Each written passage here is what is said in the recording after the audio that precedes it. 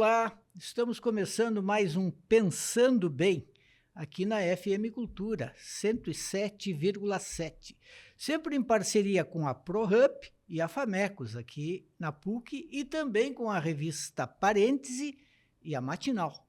O entrevistado de hoje é um escritor muito importante no cenário brasileiro e nascido em São Paulo, mas é gaúcho talvez de alma, de coração, adotado pelo Rio Grande do Sul, ou que adotou o Rio Grande do Sul.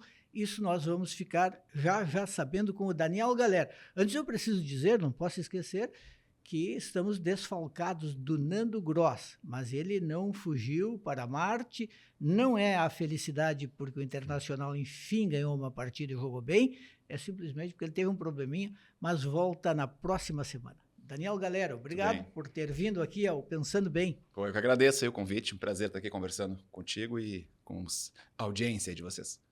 E afinal de contas, como é que tu nasceste em São Paulo? Por acaso? Não, minha família é gaúcha, né? 79 eu nasci. Meus pais moraram na cidade por 1 ano, 2 anos, e eu nasci naquele ano. Foi uma coisa de documento mesmo, né?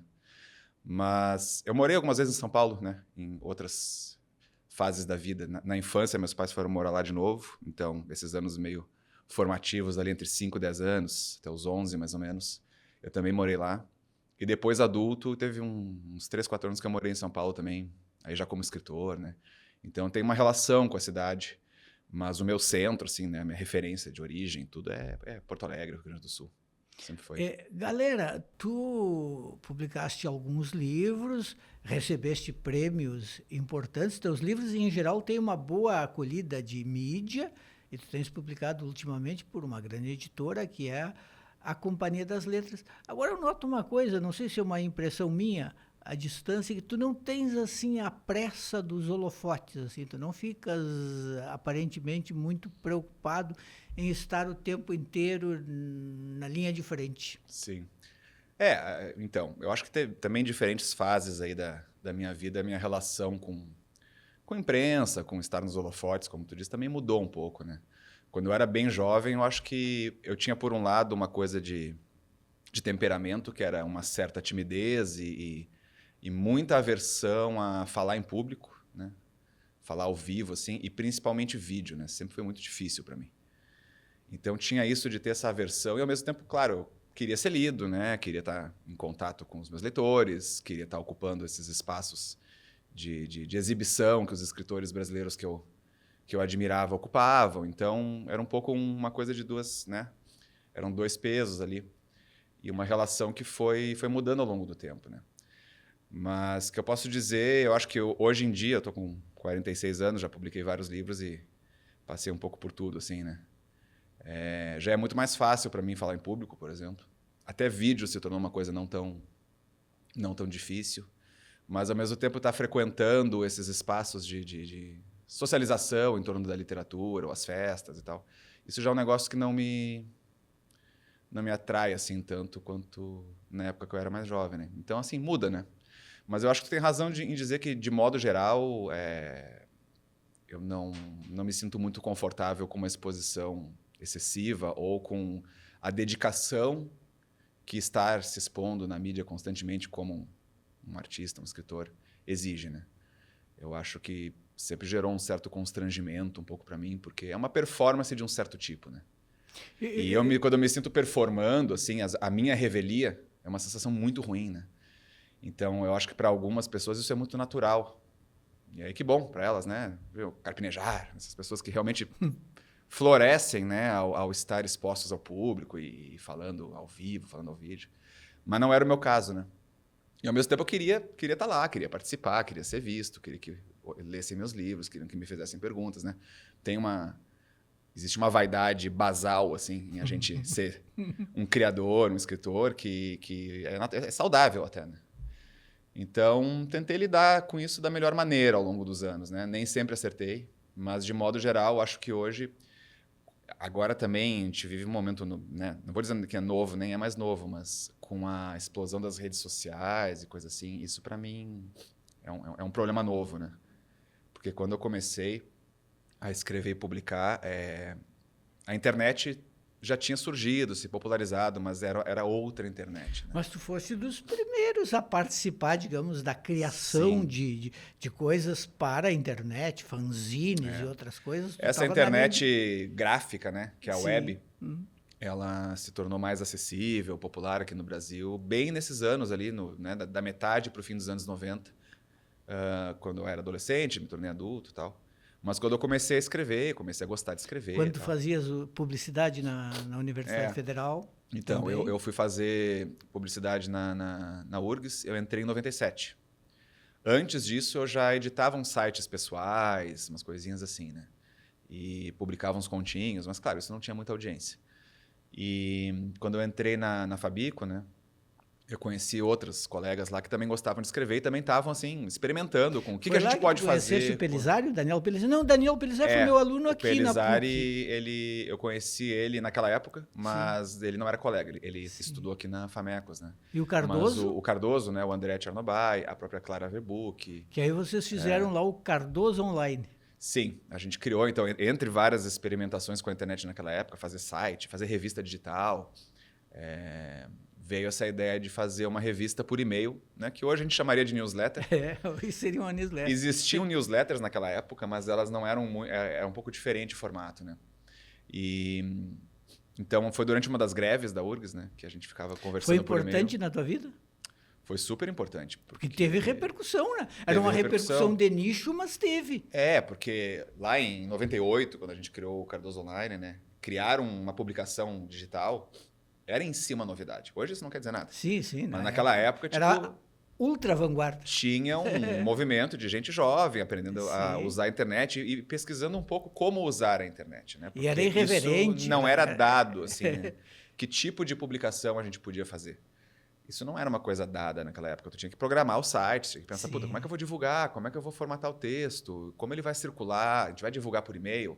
A gente fazia, a gente chama de flyers, né? Uns bilhetinhos impressos para divulgar o site. Imagina isso hoje em dia, né? Se a gente vai lançar um blog, a divulgação era analógica. Se tu vai imprimir uma folha com uns negocinhos, com o endereço para as pessoas digitarem. Então era bem diferente, né? Mas eu comecei a publicar os meus primeiros textos e contos em sites pessoais e no Cardoso Online, que virou um pequeno fenômeno ali, dadas as proporções daquela época, né? Porque a gente chegou a ter, acho que no pico foram 5.500 assinantes. Puxa! E cada assinante... muito bom. A gente nunca ainda hoje é muito bom. Né? Muito bom. E eram pessoas que... A gente não ficava botando pessoas na lista, né? Quem assinava era quem nos mandava um e-mail pedindo para receber. Então, dessas 5.500 pessoas, um número expressivo delas, de fato, queria estar recebendo e lia, né? Então, tu ter 5.000 leitores, né? Naquela época e hoje, é muito leitor, né? E aí é isso, fazer qualquer continho lá, por mais amador ou feito, né, em cima da hora que fosse, tinha gente lendo. Mas eu acho que é ali que eu comecei a ter uma resposta dos leitores um pouco mais consistente sobre o que era legal, o que não era legal no que eu fazia. E fui ganhando um pouco de confiança. E também a própria prática, né? Porque a gente mandava 2 edições por semana daquele troço. E no início eu escrevia nas 2, depois eu passei a escrever uma por semana. Então, era uma produção textual constante, né? E, ao mesmo tempo, eu fiz a oficina do Assis, aqui em 99. Ali Brasil. A característica principal era assim, uma certa ousadia jovem que chocava alguns pela irreverência, sei lá, atropelava alguns mitos. Era uma coisa assim interessante, porque com ar fresco e que se propunha a ser, digamos assim, a não ser muito piedosa com as velharias. É interessante, né? Hoje eu já consigo olhar a produção daquela época, minha e dos outros, um pouco, eu acho, como a geração anterior à nossa via já naquela época, né? O que tinha de irreverente, de um pouco impertinente ali, e às vezes de uma qualidade questionável, mas ao mesmo tempo com uma vitalidade e um teor de novidade que eu acho que era importante naquela época. Enfim, acho que era a primeira vez que uma geração jovem como a nossa tinha essa forma de publicar não mediada por uma outra instância, né? A gente não tinha que passar pelo editor do jornal, pelo professor. Total de emissão. Era assim, tu escrevia qualquer coisa, botava ali no e-mail, mandava e as pessoas recebiam. Então, isso era novo, né? Tu conseguir publicar nessa velocidade, com esse alcance, sem nenhuma mediação, sem nenhuma edição necessária, era uma novidade. Por isso que tinha de tudo, né? E aí eu acho que tinha muita coisa descartável, mas eu acho que tinha muita coisa que tinha bastante valor também, no sentido de ter essa geração se expressando de uma forma muito espontânea mesmo, né? E a gente chamava os textos pessoais, assim, que a gente ficava falando da própria vida, um pouco como se fossem diários, né, online, enviados para todo mundo. A gente chamava de egotrip, que eu acho que foi até o Pelizari que veio com esse termo na época, né? Então a gente no Cardoso Online dizia que eram as egotrips, né? E, bom, né, a Egotrip com esse nome terminou e a coisa do fanzine digital hoje em dia também não funciona muito bem, mas depois vieram as próprias redes sociais, né? Que foi um pouco a generalização daquele processo midiático de que qualquer um podia se expressar como quisesse em tempo real. E aí tu vieste fazer a oficina literária do Assis Brasil. Então, isso foi ao mesmo tempo, né? Porque a gente estava escrevendo o Cardoso Online, ao mesmo tempo eu fazia as disciplinas de escrita criativa que tinham na Fabico, né? Os cursos de comunicação da URGS, naquela época, tinha uma disciplina que o nome era até genérico, era redação em língua portuguesa. Era um nome assim que... E quem era o professor? Mas, na prática, eram professores da Letras dando oficinas de escrita, de ficção, dentro Fischer da comunicação. Por lá? O Fischer, que eu me lembro, não. Na minha época era Esther, que me escapa agora o sobrenome, mas que foi uma professora bem importante para mim. O Paulo Sebem também. Paulo Sebem, claro. Então, aí quem se inscreveu naquelas disciplinas eram eu e outros alunos e alunas que queriam escrever contos, ficção e tal. E vieram esses professores da Letras que eram, enfim, pra gente era uma super descoberta, né? E a gente começou a escrever contos, a ler Tchekov, a ler Philip Roth, a ler autores brasileiros também, e escrever e um pouco criticar os contos uns dos outros. Enfim, era uma oficina, né? E aquilo foi muito importante para mim. Eu acho que mais do que a internet, essas aulas de escrita na Fabico foi o que mais me fez perceber que eu tinha um E ali talento, já apareciam uma as propensão. influências de vocês, as influências que tu terias. Eu quando lia os textos na época, eu não sei, eu acho que era só uma impressão minha, não tinha nenhum dado concreto para isso, mas eu achava que tinha uma influência assim, no grupo tipo Bukowski. Não, então, o Bukowski, os Beats, também o Bukowski, o John Fante, né? Era uma referência para vários escritores daquela geração.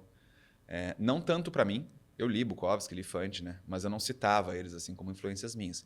Mas eu gostava dos dois autores. E eu acho que eles tinham algo ali naquele estilo um pouco desabusado e confessional, porém ficcionalizado, que nos comunicou algo que a gente queria fazer também a respeito das nossas próprias experiências, né? Então, eram autores que eram muito referência, mas assim como era também, sei lá, Rubem Fonseca, sei lá, eu lia, sei lá, eu gostava de ler Philip Roth, por exemplo. Para mim, era uma coisa que eu tentava imitar, né? Algumas formas dele de escrever.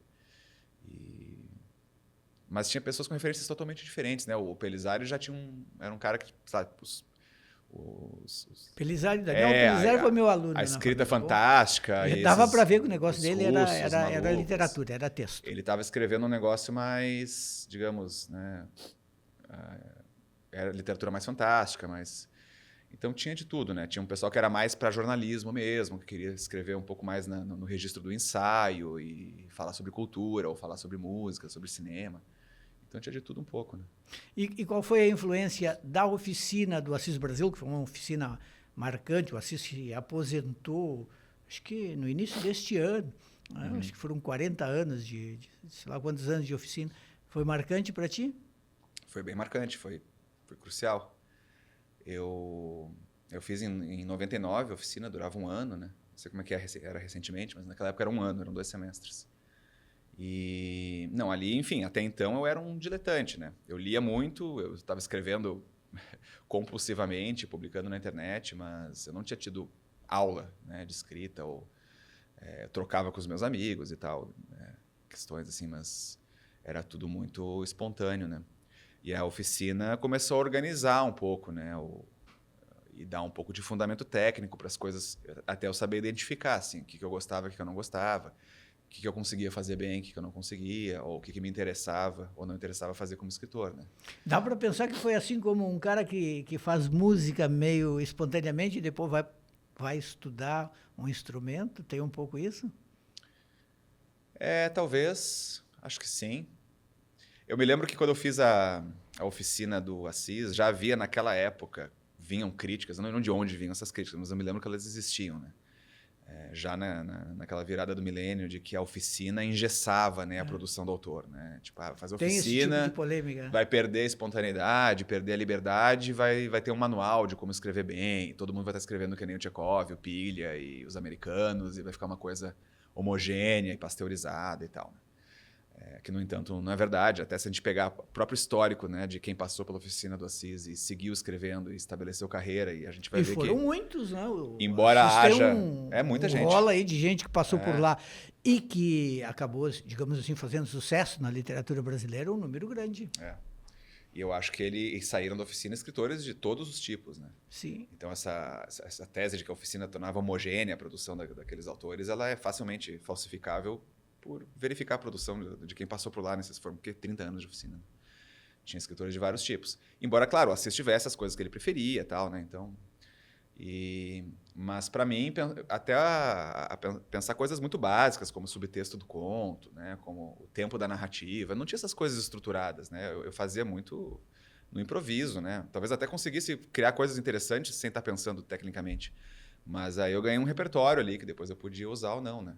Então, hoje em dia, tem coisas que eu penso a respeito de como o tempo vai fluir numa história, né? Se eu vou narrar uma grande passagem de tempo num pedaço de texto curto, enfim, essas dinâmicas de tempo que existem dentro de um texto, por exemplo. Eu acho que coisas que eu aprendi com a Assis, eu uso elas para pensar um pouco quando eu estou escrevendo ficção agora, né? Mas não é que eu recorra, né? Sempre como se fosse uma espécie de manual sem o qual eu consiga escrever. Eu acho que, inclusive, eu abandonei muitas coisas que eu aprendi e achei que seriam, né, incontornáveis na época. Com o tempo, eu acho que o estilo ele vai mudando ao sabor não só das nossas leituras, mas das nossas vivências, né? Claro. Estilo, para mim, é muito projeção também de uma coisa, de uma experiência subjetiva mesmo, né? Não é só técnica, né? E, se eu não me engano, foi lá no início do século XXI, lá na virada dos anos 2000, que vocês investiram num projeto também muito interessante e ousado, que foi a editora, Livros do Mal. Isso. A Livros do Mal foi uma ideia minha e do Pelizari, e também o Guilherme Pila, na época, que foi outro aluno aqui da Famecos. Se formou em publicidade também. E nós três escrevíamos para o Cardoso Online, né? E nesse processo de uns 3 anos do Cardoso Online, a gente conheceu dúzias de autores e autoras que, em geral, jovens, mas não só, que estavam publicando na internet, publicando de maneira consistente, coisas muito legais, originais, e queriam fazer livros, mas naquela época ainda as editoras, né, tradicionais, elas olhavam a internet como uma coisa de molecagem. Tipo, sim, assim, sim. Não era sério. Era essa coisa da escrita confessional, da egotrip. Claro. Se via só isso como um capricho ali de uma juventude usando a internet e tal. Não se levava a sério pensando que podia ter talentos ali, podia ter, né, uma expressão de uma geração feita de uma forma realmente literariamente qualificada, né? Ninguém pensava isso fora, né? E a gente pensava que sim, tipo, não, víamos como jovens, naturalmente, a literatura brasileira como um todo como algo estagnado também, né? E a gente queria entrar. Então, veio de um espírito muito de faça você mesmo, assim, já que a gente tem esse espírito na internet, vamos levar ele para o impresso. Vamos criar uma editora, negócio fundo de quintal, entre aspas, porque não era um quintal, era no quarto de casa, né? Mas a nossa ideia foi pegar alguns livros, alguns textos de autores que a gente conhecia, de publicar na internet e fazer livros para ver se começava a operar um pouco essa transição. E era tipo, vamos mostrar para as editoras, né? E para a imprensa, mesmo publicaste, né, pela editora. Tem gente boa. Então, a gente fez... O teu livro, o primeiro, lá na Livros do Mal, foi o Mãos de Cavalo? Não, o Dentes Guardados. Dentes, claro. Contos, claro. Isso. O Mãos de Cavalo foi o primeiro que saiu pela Companhia das Letras. Pela Companhia das Letras depois, claro. Mas o que a gente fez? A gente teve a ideia da editora, a gente criou uma marca, criou, enfim, todo um release lá, um discurso, tá? Fez um site. Mas a gente não tinha dinheiro, claro, né? A gente pegou o financiamento com o Funproarte. E o projeto que a gente fez foi de publicar o meu livro de estreia e o do Pelizari. Então, nossa esperança era que, vendendo esses livros, a gente conseguisse publicar livro de mais 1 ou 2 pessoas e assim fosse, né? E, de fato, acabou sendo isso que aconteceu. A gente conseguiu imprimir... A primeira tiragem dos nossos livros eram 500 ou 600 exemplares de cada um. Aí a gente pegou, sei lá, tinha 10 ou 20% disso era contrapartida, a gente doou para bibliotecas e tal. Aí a gente pegou uma parte expressiva também, pelo menos 100 livros de cada um, e a gente enviou pelo correio para escritores que a gente admirava, para revistas e jornais que publicavam resenha de literatura, para editoras. fazia um trabalho que a gente gostava, mandamos para a Companhia das Letras, mandamos pelo correio, né? Vinham os 2 livros e um release. E primeiro que a gente vendeu quase toda a primeira tiragem na primeira feira do livro que teve. Né? A nossa estreia foi a gente fez um evento de lançamento da editora em outubro.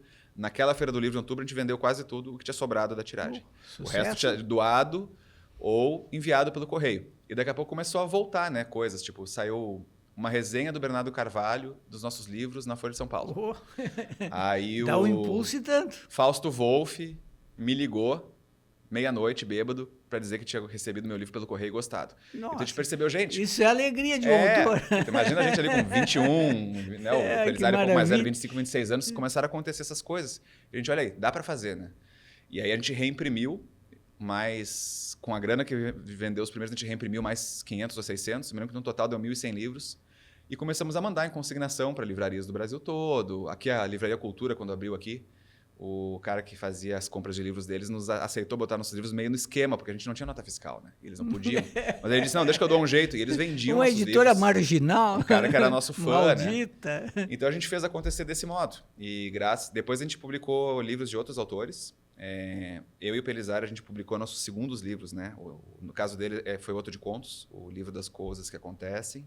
E eu publiquei meu primeiro romance, que foi Até o Dia que o Cão Morreu. A gente publicou também pelos Livros do Mal, usando a grana dos livros que vendia.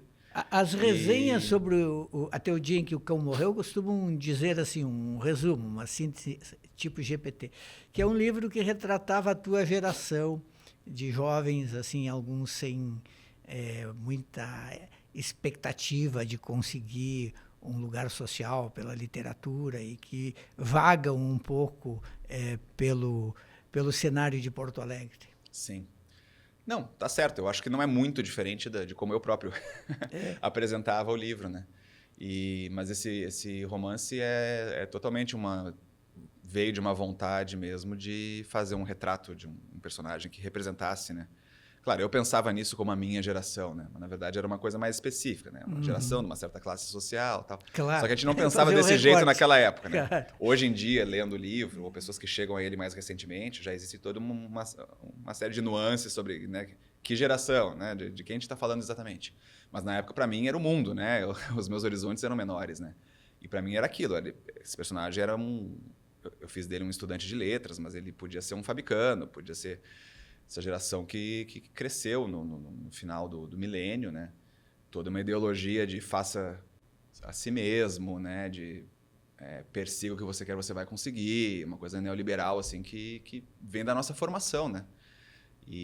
Mas eu começando já a sentir ali na virada do milênio que tinha certos... Primeiro, assim, que todo esse discurso de que um pouco existencialista, combinado com o neoliberalismo, né, de que você pode ser o que você quiser, fazer o que você...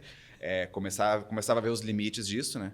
Tanto no sentido de que, quando a gente acha que tem total liberdade, a gente começa a não se interessar por nada, né? Isso é um problema.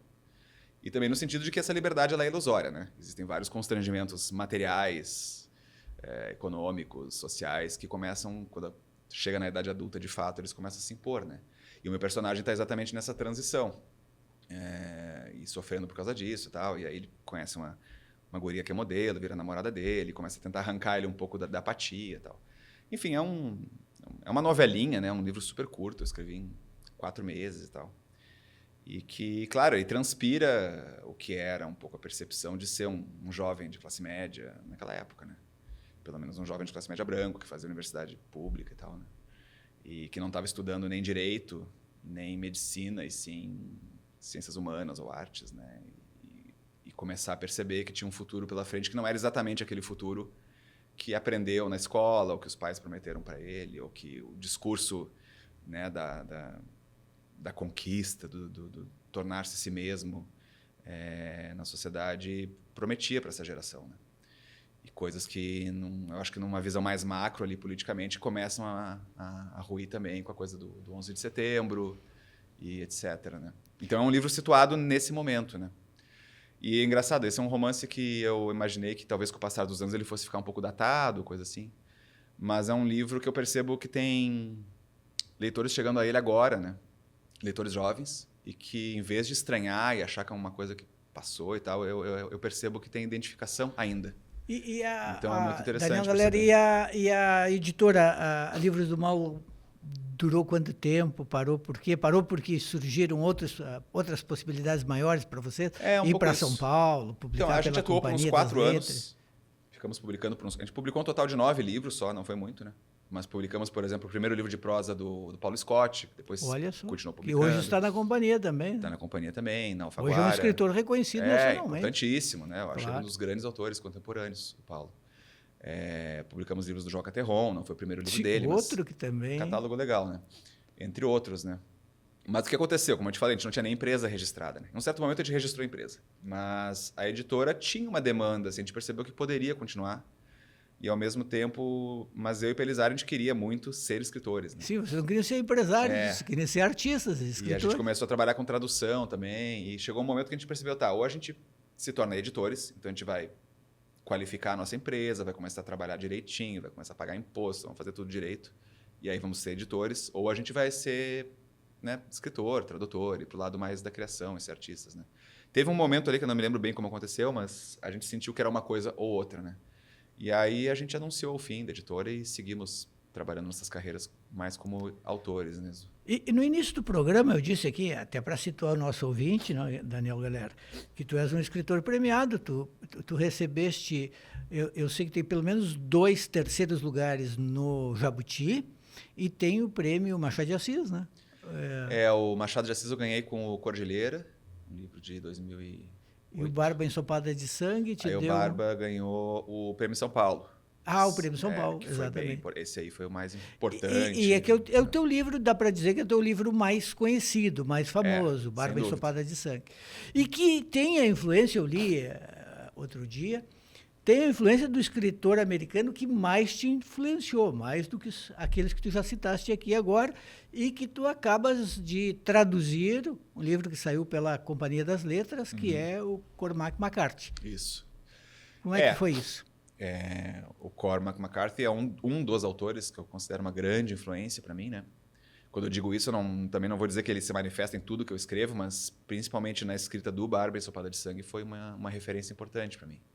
E é um autor que eu comecei a ler até um pouco tardiamente, porque eu comecei a ler o McCarthy naquela época que eu escrevi o Barba, né? Tu tens, então, os 12 romances, 12 que ele publicou, as 3 peças e as 2... Não, as 2 peças e os 3 contos. Eu li que tu te dedicaste a conseguir tudo que ele tinha publicado. Foi a única vez, eu acho, que eu peguei um autor, comprei toda a obra e li inteira de uma vez, né? Meio que um atrás do outro. Isso é uma paixão. Porque eu tinha lido... Primeiro eu tinha lido o último livro dele, então, que era o A Estrada, né? Aí eu fiquei maluco. Aí eu peguei um outro lá, acho que foi Todos os Belos Cavalos. Aí fiquei maluco de novo. Eu falei, bom, é aqui, né? Aí eu li Meridiano de Sangue. Esse é o cara. E aí naquela época... Isso eu morava em São Paulo, em 2007. Aí eu fui morar em Garopaba em 2008, me mudei. E quando eu me mudei, eu tinha um espaço no meu carro para levar, tipo, uns 100 livros. Aí eu fui na Amazon, fui em livraria, em sebo, meio que catei, juntei a obra completa dele e pensei, um dos projetos que eu vou fazer lá é ler esses livros. De fato, eu fiz isso. Então, quando eu estava pensando na escrita do Barba Ensopada de Sangue, foi ao mesmo tempo que eu estava lendo o McCarthy. Né? Então, simbioticamente, meu processo criativo... Que é um escritor interessante, disso, né? mas é um escritor complexo, né? Um escritor... Dá para dizer assim que não é todo mundo que consegue embarcar no estilo dele. Ele tem uma linguagem bem portentosa, né? Um vocabulário que ele é muito preciosista, que ele usa registros antiquados, bíblicos e ao mesmo tempo matemática que para algumas pessoas... É um estilo assim, caudaloso, eu diria. Caudaloso. A pontuação, por exemplo... Exatamente, tem uma pontuação praticamente bem peculiar. Não tem. Ele quase não usa vírgula, coisa assim, né? Ele não usa nenhum sinal para indicar diálogo direto, né? Sim, então isso é uma coisa que eu imitei, né? Eu escrevi o Barba todo com diálogo sem aspas, sem travessão. E, digamos durante muito tempo aprendi a fazer isso lendo o McCarthy, principalmente. Durante muito tempo eu tentei fazer coisas assim, na minha modesta possibilidade, mas normalmente as editoras, quando chegavam nas editoras, elas queriam colocar travessão. Então, o Barba Ensopada de Sangue, ele não tem indicação de diálogo. Ele tem notas de rodapé, tem 450 páginas, tem um título que eu jurava que ia ser recusado, né? Barba Ensopada de Sangue. Era quase uma brincadeira. Eu pensei, vou deixar aqui só para trocar depois, porque vamos pedir. Já tem alguns da manga aqui para trocar. E tirando o primeiro capítulo, ninguém tinha lido uma linha desse manuscrito, até que eu enviei ele inteiro para os meus editores na companhia. E eu enviei e fiquei muito ansioso, porque assim... O Luiz Schwartz, ele mesmo leu? Leu depois, mas ele não sabia o que eu estava fazendo. Porque eu levei quase 4 anos para fazer o livro. E ninguém sabia o que era, muito bem. As pessoas tinham lido só o primeiro capítulo que eu publiquei na Granta, na revista Granta. E aí eu mandei e fiquei assim, cara, qualquer apoio. Eu pensei, o risco desse livro fazer sentido só para mim, de ter várias questões ali de estilo que vão ser rejeitadas, vão me mandar mudar, tudo era muito grande. E eu fiquei em tal estado de nervos que eu me lembro que na época eu mandei por e-mail o manuscrito e eu fui para o Rio, o Paulo Scott justamente, estava morando no Rio na época. Eu falei, cara, eu preciso sair de casa, preciso me distrair.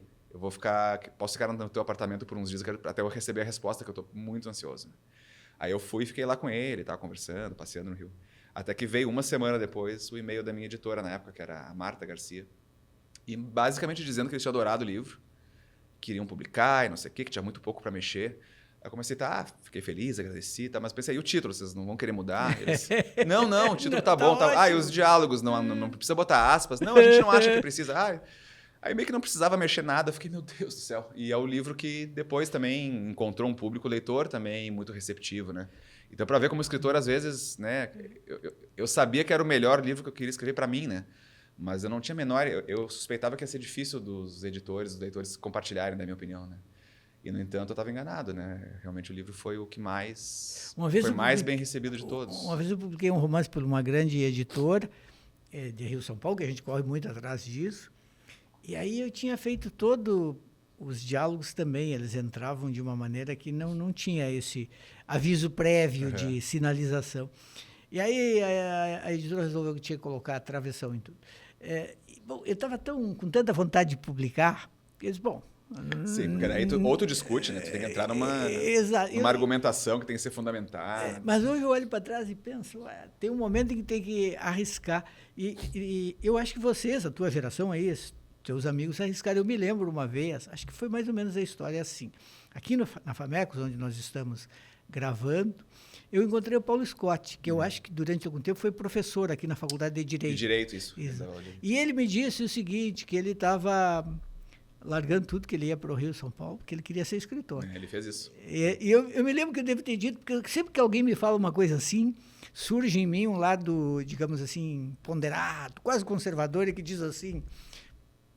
Tem certeza? Sim. Ele tinha. Ele deu um salto de cabeça, né? Acho que ele teve altos e baixos, assim, mas ele perseverou, né? E é um cara que realmente fez uma transição de carreira, assim, e se tornou um dos nossos grandes escritores, ele tá, né? Consolidado. Importantíssimo, um cara, enfim, em vários níveis, né? Estético, mas também ele tem um trabalho de discussão, né? O livro dele mais recente é sobre direito e literatura, né? Então, o cara está pensando também em questões raciais e do direito na literatura de um modo muito sofisticado, né?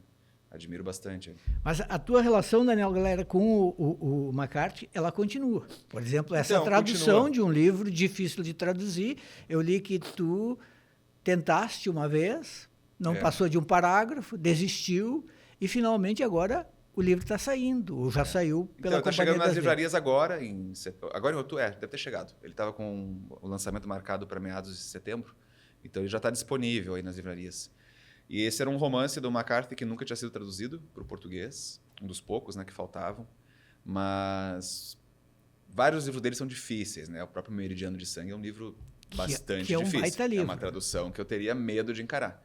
Mas o Suttree é um livro um pouco diferente, né? Ele é um pouco o Ulisses do Cormac McCarthy. O Suttree é o nome do personagem. É o nome do personagem. Ele se chama Cornelius Suttree.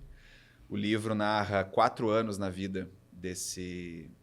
um homem de uns 35 anos, mais ou menos, que vive na beira do rio Tennessee, em Knoxville. É tipo Tolstói, assim, abandonou os privilégios da condição social e foi viver no submundo. Isso não é não é claramente explicado no romance, mas tem indícios, né, de que o pai dele era um advogado de mineradoras e que ele rompeu com a família para viver entre os desvalidos lá na beira do rio e na cidade, no centro da cidade. No Tennessee, né? Que é onde o McCarthy viveu. Exatamente. Então, ele viveu por um tempo e a biografia do McCarthy sempre foi um pouco nebulosa, porque ele era um cara que não dava entrevista e tal. Mas hoje já se sabe mais. Agora ele faleceu 2 anos atrás e também começa a vir mais coisas. Mas, sim, o pai dele tinha um papel, mas é muito semelhante ao pai do personagem do livro. E a gente sabe hoje que ele rompeu com a família do mesmo modo que Cornelius Sutter do livro, né? Então, é um livro, digamos, semi-autobiográfico, que narra esses 4 anos da vida desse personagem. E é uma espécie de romance picaresco, por um lado, porque ele não tem muito um arco narrativo desse personagem. São uma sucessão de episódios, né, de cenas, algumas de uma violência, né, um desespero assim, quase insuportáveis, outras extremamente engraçadas, algumas são mais bonitas, ou cenas de camaradagem e tal. Mas é uma sucessão de cenas, de acontecimentos, né? Ele não tem muito uma jornada de herói, não tem... Mas é um livro que está tentando extrair, né, das minúcias do dia a dia, da vivência, algum tipo de projeção mais cósmica, assim, do que é ser humano, né? Questões de vida e morte. É o livro dele que mais te impactou? Acho que não, né? O livro dele que mais te impactou, se eu bem li a tua trajetória, foi A Travessia. A Travessia foi o romance que mais me impactou e talvez tenha sido o que realmente influenciou mais a escrita do Barba Ensopada de Sangue. É um romance que eu considero magistral. Eu acho A Travessia romance de amadurecimento. E o Sutter os meus favoritos, né? A Travessia é um romance estranhíssimo, porque ele tem vários movimentos. Ele fica se passando, né? O personagem principal, que é o Billy, ele fica indo e voltando na fronteira do México e dos Estados Unidos, né? Por vários motivos. No início, no primeiro terço... Faz parte da trilogia da... É o segundo livro da trilogia da fronteira, que chamam, né? Que é Todos os Belos Cavalos, A Travessia e o Cidades na Planície. E todo o primeiro terço do livro, na verdade, é só uma situação. Ele resgata uma loba que estava presa numa armadilha de caçador. E em vez de sacrificar a loba, que está machucada, ele decide que vai levar ela para o México, que é de onde ele supõe que ela veio, né? Que ela estava perdida ali nos Estados Unidos. E que no México ela não seria caçada, sei lá. Mas a loba é selvagem, então tem um longo processo dele conseguir se aproximar dela e tal. Ele amarra e começa a levar ela a cavalo. E ao longo de 150 páginas, pelo menos, eles criam uma relação muito bonita, assim, né? Não no sentido Disney, né, de camaradagem, mas no sentido de dois seres ali, né, na natureza, expostos a perigos e ameaças que estão atravessando isso juntos. E se cria um vínculo muito forte. E aí, quando ele consegue finalmente chegar no México, imediatamente, né, ele é preso e confiscam a loba dele. E tem uma cena terrível que acontece. E muito bonita ao mesmo tempo também, que eu não vou contar porque eu acho um momento importante para quem for ler o livro, né? E aí, ali tu já fica devastado, né? Mas aí depois tem uma coisa com o irmão dele some no México, ele vai procurar o irmão, eles vão resgatar os cavalos que são roubados e tal. Então é um livro também com uma estrutura, assim, de vai e vem, né? Que me parecia muito interessante. E tem uma história que eu acho legal também, sobre como mitos surgem, né? O irmão dele, que é menor, que tem 15 anos, ele desaparece lá pelas tantas. E ele começa a procurar o irmão, fica meses procurando. E cada lugar que ele chega, ele descobre que tem uma história que contam sobre o irmão dele, quase como se ele fosse uma figura mítica do faroeste americano, assim, mas era um menino, né, que fugiu e tal. E ele vai acompanhando um pouco a mitologização dessa figura do irmão, que ele não entende como que está acontecendo. Assim, como é que ele veio para o México e se transformou esse personagem? Ele chega num vilarejo e tem uma música que fizeram sobre o irmão dele, né? E isso me encantou muito na época. Então, no Barba Ensopada de Sangue, que é um livro que tem uma história muito diferente, tem um movimento também de pensar o avô do protagonista, que morre em Garopaba nos anos 60. Quando o neto chega, décadas depois, para tentar descobrir como ele morreu, ele descobre que o avô virou também uma figura um pouco... um mito local, né? No entanto, ele começa a... mas o que houve? Por quê? Como isso aconteceu, né? E ele vai descobrindo, elucidando aos poucos, que, enfim, era só um gaúcho, né, bem grosso do interior, que foi parar numa cidade que ele não tinha amigos e que, enfim, viveu situações ali que envolveram, sim, uma certa choque cultural ou violência, né? Mas era um homem comum, né? E, no entanto, o que fica dele para aquela comunidade são histórias absolutamente exageradas e lendárias e supersticiosas, né? E eu achei muito bonito, assim, no romance do McCarthy, como ele destrincha como, né, o corriqueiro se torna mítico. E eu tentei fazer uma coisa parecida no meu livro, né? E, enfim, espero ter conseguido. E hoje, tu já traduziste muitos livros, tu te sentes mais, ou de vez em quando assim dá uma dúvida se tu queres ser mais escritor ou tradutor. Eu digo pelo seguinte, eu traduzi muitos livros e este ano eu retomei traduções e eu gosto de traduzir.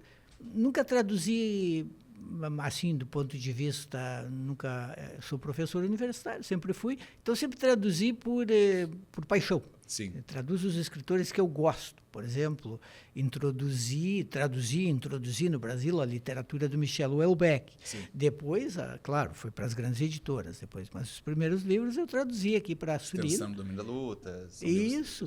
E sou amigo do Houellebecq e fico pensando às vezes assim que a tradução é uma coisa que me apaixona. Poderia passar a vida inteira traduzindo. Às vezes eu penso, quando eu me aposentar, um dia eu vou me aposentar como professor, como pesquisador, e vou ser tradutor. Sim. Embora a tradução esteja meio a perigo agora. Então, eu acho que a tradução está um pouco a perigo desde antes da chegada da inteligência artificial, né? Mas tem a ver com... Na tua fala tem algumas coisas importantes, né? Tipo, eu sou professor, né? E a tradução para ti é uma paixão, porque é uma coisa que tu faz eventualmente por gosto, porque gosta muito do autor, ou porque vai acrescentar, digamos, a tua vida, né? Ou a tua carreira, mas não é a coisa central, né? O problema para mim da tradução é que é muito difícil viver de tradução. E se tornou cada vez mais difícil, porque é um trabalho cuja remuneração foi perdendo valor, né? Agora, com a inteligência artificial, tem uma ameaça de ficar realmente muito, muito difícil, né? E existem tradutores profissionais que vivem apenas de tradução. Eu acho que são pessoas muito dedicadas a isso, que também têm capacidade, em geral, de traduzir rápido, né? Mas alguns dos nossos maiores tradutores, como o Paulo Henrique Brito, ele também é professor, ele tem uma outra carreira, né, que, na verdade, dá uma segurança ali para a pessoa e ela pode fazer isso como algo a mais, né? Então, eu adoro traduzir, principalmente quando eu tenho a oportunidade de traduzir autores ou livros que eu admiro tanto, né, como foi o Suttre, né? E se eu pudesse me sustentar de tradução, eu faria isso tranquilamente. Mas não dá, então... Para mim, a tradução acaba sendo um trabalho extra, porém, para um outro trabalho que é igualmente um pouco, digamos, imprevisível, né? Que é a escrita de ficção, né? Que às vezes te recompensa e às vezes não, né? É uma coisa sempre um pouco temerária. As traduções que tu fazes levam muito tempo. Quanto tempo tu levaste, por exemplo, traduzindo uma carta agora? O Suttre, a primeira versão da tradução, eu levei 13 meses. Nossa, é enorme. Durante os quais eu não fiz muito mais que isso, né? Então, tipo, eu posso garantir que não pagou as contas, né? Então, é o que eu tinha para fazer naquele momento, fazer outros freelas e tal. Então, para mim, tem essa questão um pouco de que é ter carreira de escritor atualmente, né? Se a gente não é um best-seller, né?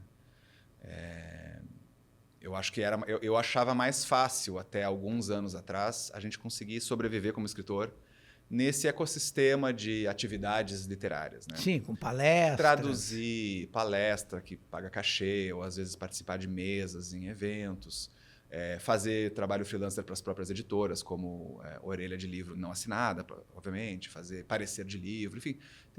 Ou escrever para revista, escrever para jornal, né? Juntando tudo isso, eu acho que era possível a gente viver das atividades em torno da escrita, né? E eu acho que de uns 5 a 10 anos para cá se tornou muito complicado. Os espaços para a gente trabalhar diminuíram, a remuneração para eles está congelada. Então, eu mesmo tendo tendo uma certa carreira estabelecida, tendo alguns livros que venderam bem para o padrão do mercado brasileiro, é muito difícil. Então, nesse momento eu estou meio perdido, assim, eu faço o que aparece. E como é que tu vês a entrada da inteligência artificial, não só na tradução, mas na criação literária?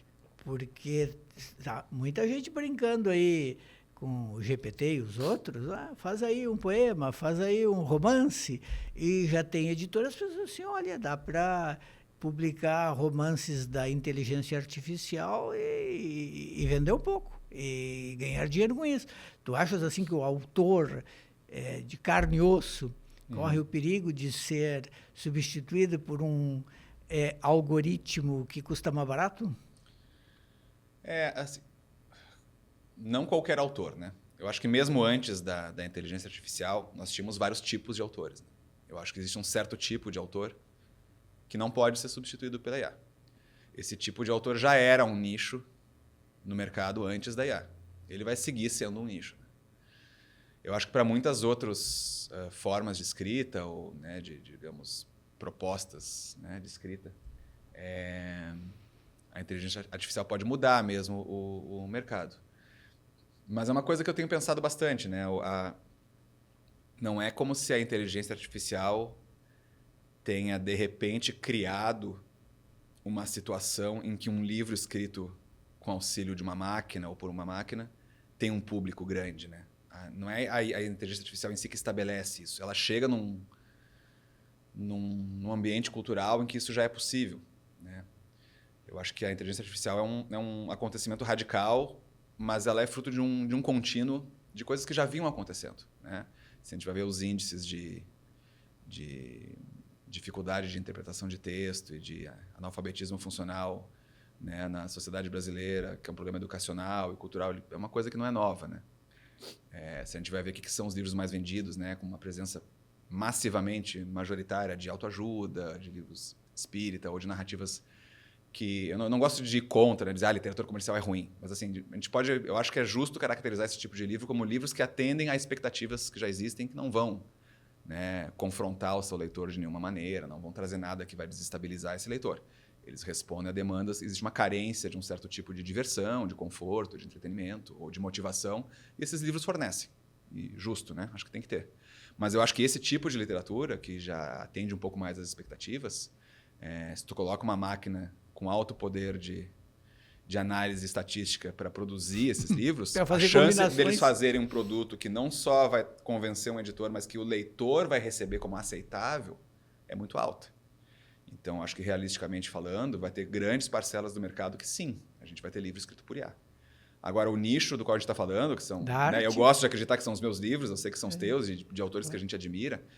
Para esses, eu acho complicado. E eu tenho uma aversão muito grande à inteligência artificial como ferramenta criativa, né? Não gosto, não uso, não gosto nem de fazer teste. Eu sou um pouquinho quixotesco nesse sentido. Eu acho que é até eticamente errado, assim, em vários níveis. Tem realmente. E eu não uso. Quem é o autor? Eu não uso. Agora, muitos escritores que eu conheço, que são amigos meus, próximos, que são pessoas inteligentes, cujo trabalho eu admiro, eles estão, pelo menos, brincando, né, para ver o que dá para fazer e tal. E nesse tipo de escrita, Juremir, o quanto que a IA vai entrar, acho mais difícil de prever, né? Mas eu desconfio um pouco de qualquer autor ou autora que se entrega ao uso da IA sem resistir. Porque eu acho que a criação possível por uma inteligência artificial é uma criação que atende a um critério de valor ou critérios de valor que são critérios mais ligados a essa quantificação do mundo. Tudo tem que ser rápido, eficiente. A escrita, como sabe... São pessoas que pensam, eu quero escrever um livro, mas está difícil, está demorando, eu não estou conseguindo, então eu vou usar uma ferramenta que me dá um atalho, e é uma ferramenta que está dando esse atalho, analisando estatisticamente o meu trabalho ou de outros autores e me fornecendo uma coisa, sabe, que é atestadamente eficiente. Mas a literatura é eficiência, né? Essa literatura que a gente quer fazer, o critério que a gente quer para ela é o da eficiência. Quando eu escrevo um livro, a primeira coisa que eu tenho em mente é eu tenho que fazer o livro o mais rápido possível, o texto tem que ser eficiente, e ele não pode me torturar muito criativamente. Não é isso que eu penso quando eu vou escrever.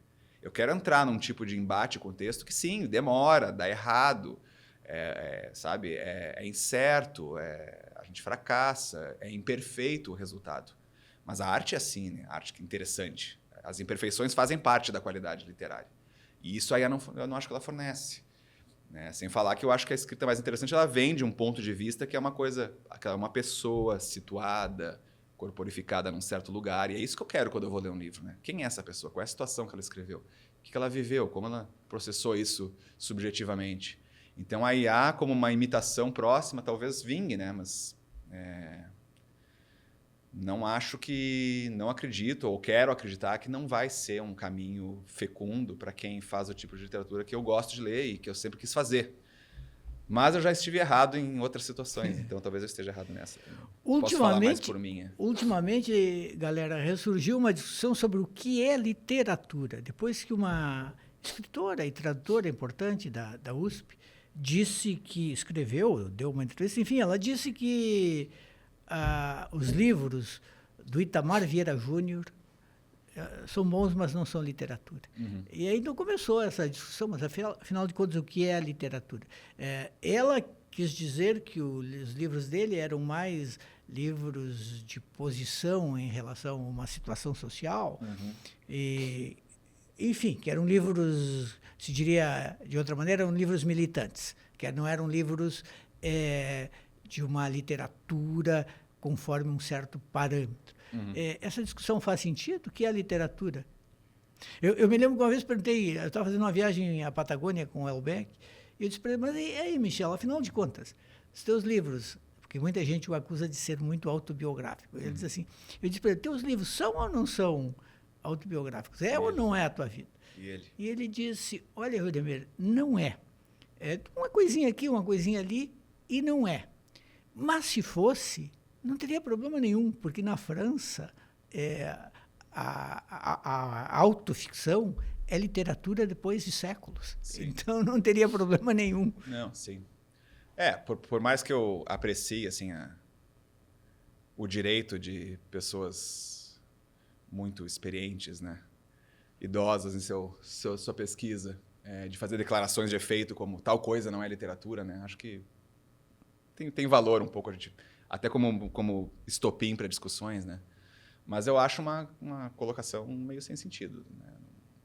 Não entendo muito uma crítica que vai tentar estabelecer o que é e o que não é literatura. Para mim, isso não é muito crítica literária, né? Eu acho que praticamente tudo que se apresenta como literatura é, né? Agora, a gente pode entrar em discussões sobre, né, qual literatura queremos, né? Qual que tem um valor ou uma qualidade estética, qual que não tem, qual a literatura que ela é mais, enfim, desejável, qual que não é. Tem várias questões a discutir. Mas dizer que não é, me parece um pouco problemático, assim, meio que não é isso que se trata, né? Mas tem várias coisas aí, né? Quando ela fala do Itamar, por exemplo, claro que o Itamar é literatura, né? Agora, eu acho que onde ela quer chegar é que parece que para ela é uma escrita que é um pouco declaratória das suas intenções, né? E que quer tratar de um conjunto de temas sociais, políticos, humanos, e de uma forma direta, né? Um pouco direta demais no entendimento dela. Que não haveria uma mediação estética interessante na escrita dele, né? Sobre isso, as pessoas, acho que podem concordar ou discordar. Acho que é uma discussão válida, né? O Itamar é um mega best-seller. Assim. Eu li o Torturado e gostei quando eu li na época. Eu li antes dele estourar, quando saiu. Por acaso, eu comprei o livro assim que ele saiu. E me lembro de ter gostado do romance, né? Ele tem 3 partes, né? Eu lembro que a terceira parte, para mim, o balão estourou um pouquinho, assim, eu não gostei muito. Mas eu lembro de ter gostado, e daqui a pouco, puf, o livro explodiu, né? Que eu estava dizendo isso. Mas, enfim, ele atraiu tantos... Ele tem muitos leitores, tem elogios, mas ele atraiu críticas também, né? O segundo romance dele recebeu uma crítica bastante dura na revista 451, principalmente esse segundo. Da Lígia Diniz. Não foi a única. Isso. O próprio Jefferson Tenório é um cara que, né, tem críticas também. Então, crítica literária é isso. A gente está discutindo o que tem valor, o que não tem, mas não é se é ou não é literatura. Essa discussão me parece um pouco pueril, né? Então, eu acho que essa discussão é um pouco válida, né? O quanto, às vezes, a abordagem estética muito direta dos temas que a gente quer, ou uma literatura, uma escrita que é muito sobre algo, né? Esse é o romance sobre tal problema social. Né? O quanto que a gente quer que isso predomine num cenário literário. Porque, claro que eu acho que a literatura assim, é importante, né? Assim como eu acho que a diversificação de vozes que a gente viu nos últimos anos, né? Demorou. É uma coisa que deveria ter acontecido muito antes, que bom que aconteceu. Mas existem, dentro dessas ponderações, tem as questões que são mais estéticas, né? Então, há quem diga que não importa como a pessoa escreva, desde que o que ela está escrevendo seja socialmente relevante, aquilo já tem valor. A crítica, esqueci o nome dela, dessa professora da USP, é de que esses livros são muito conteúdo e, no entender dela, pouca forma. Uhum. Então, agora está um pouco... A pessoa está formulando dessa maneira, né? Como talvez a forma... Agora, quando saiu a lista dos romances saiu uma lista de melhores romances dessas na Folha. Sim. Também gerou essas discussões e teve comentários publicados na própria Folha, né? Quando eles divulgaram, que colocavam... Era uma outra professora, que era a Valnice Nogueira, eu acho. Fazia um comentário semelhante, né? Do tipo, se vê um predomínio do conteúdo, um recuo do trabalho na forma e tal.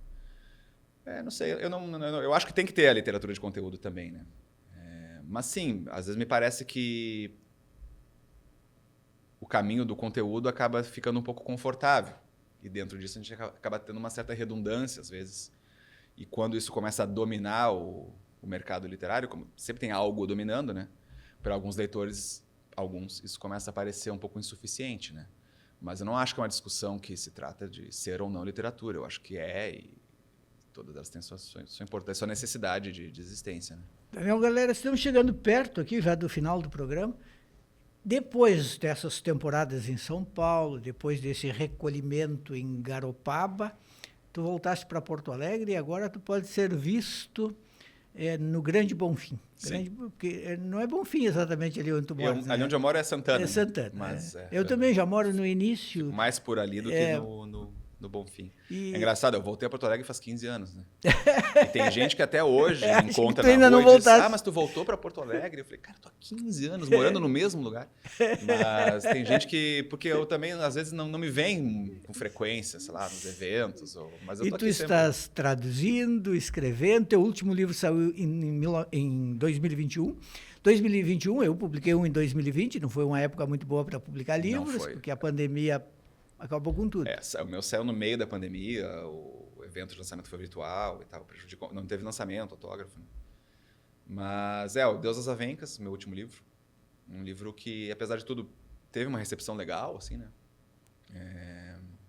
E desde então fiz algumas traduções e tenho tentado escrever livros novos, né? Não parei. Depois que eu publiquei o Deus das Avencas, eu tive um período ali de um pouco de dificuldade de trabalhar por causa da questão da pandemia. Para mim, o ano pós-pandemia, né, que a gente chama ali depois da abertura, também como se diz, né, foi um ano bastante difícil, né? Eu escrevi um texto na minha newsletter que comparava com um acidente de carro do qual a gente sai ileso, né? Eu saí ileso na pandemia porque, enfim, peguei Covid e tal, mas não foi muito grave. Não pegaste Covid? Pegou. Peguei pelo menos uma vez, talvez tenha sido duas. Eu fiquei com sintomas de gripe muito forte, mas não fiquei assim com sequela. Mas teve toda aquela vivência que todo mundo sabe, né? O medo, a raiva da porra do Bolsonaro, enfim. E foi uma coisa da qual a gente saiu... Quem saiu ileso, entre aspas, no sentido de vivo e sem sequelas, né?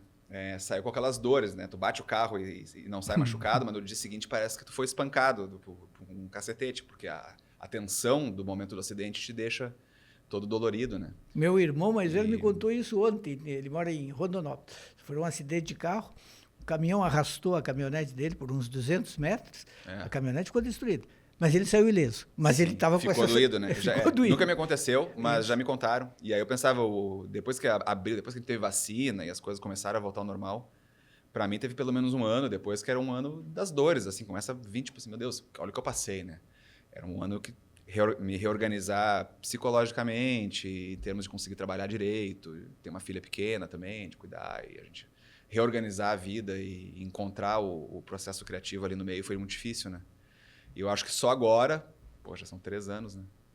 Que eu tô conseguindo, então eu tô escrevendo um romance novo que tá no começo ainda, mas eu sinto Já que tem título? Não tem título ainda. E é um romance que eu não sei muito como vai ser. Então, eu vou perguntar sobre o que é, não sei dizer. Mas tem a ver com 2 franceses, tá bastante... ligado nos franceses também, não sei se são autores que tu aprecia, mas o Georges Bataille e a Simone Weil. Nossa! E não é sobre eles, mas são 2 autores que eu li muito recentemente. No caso do Bataille, eu reli recentemente. E a Simone Weil eu descobri em anos recentes. Então é um romance que no início eu pensei até em fazer uma coisa um pouco de romance histórico envolvendo a figura deles. Depois eu percebi que eu não era capaz, não é um talento que eu tenho, fazer esse tipo de história, né? Aí agora o meu romance está um pouco assim, metade ensaístico, metade uma... Não vou dizer que é autoficção, é meio que uma falsa autoficção. Assim. Que beleza. Então... Estamos chegando ao final. Galera, muito obrigado. Foi uma conversa muito agradável. Espero que a gente possa continuar conversando aí nos próximos tempos. Valeu mesmo. Obrigado também, foi um prazer conversar contigo. Espero que o pessoal tenha gostado. E é isso, seguimos nos lendo e escrevendo. Beleza. O Pensando Bem fica por aqui. Na próxima semana teremos a volta de Nando Gross, sempre numa parceria com a ProHub, a Famecos e a Matinal. Até a próxima.